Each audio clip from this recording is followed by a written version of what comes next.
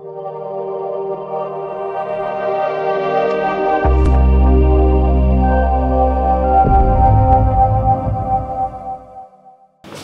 vizuri kama tunavyojua kwamba tunacheza mechi na Azam. Mchezo utakuwa mgumu kwa sababu ya Azam walivyojiandaa na mchezo huu. Lakini kama unavyojua kwamba timu zote tumeingia round ya pili. Tumeingia second round, first round tumecheza na tumefanikiwa kushinda nyumbani na ugenini. Kwa hivyo leo tuko hapa kwa ajili ya kujiandaa mchezo wetu wa kesho. Azam ni timu kubwa, mechi ni tough. Kila mtu anajua wamejiandaa kweli kweli, na lazima wachezaji wajue hivyo kwamba watu wamejiandaa na sisi tujue. Ukisema kwamba tsunami inakuja, maana jenga ukuta mzuri, jiandae na wewe vizuri. Sisi tunajiandaa kwa ajili ya kucheza na Azam ambayo mimi nasema timu bora kabisa, moja katika timu bora.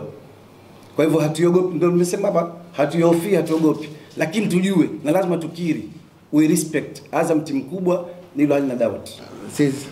This game is very important for us. It's a big game for us.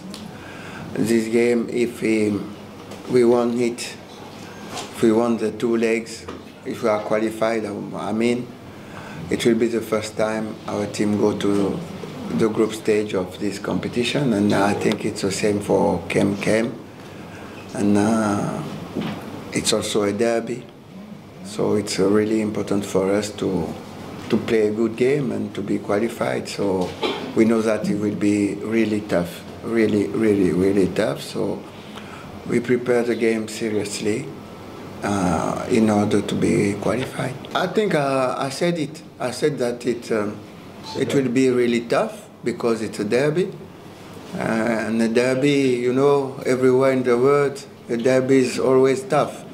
Even in the table, when you are first against the last one, the derby is always difficult. So tomorrow, it's not only a derby, but also a game you can bring even KMKM, even Azam to the group stage for the first time. So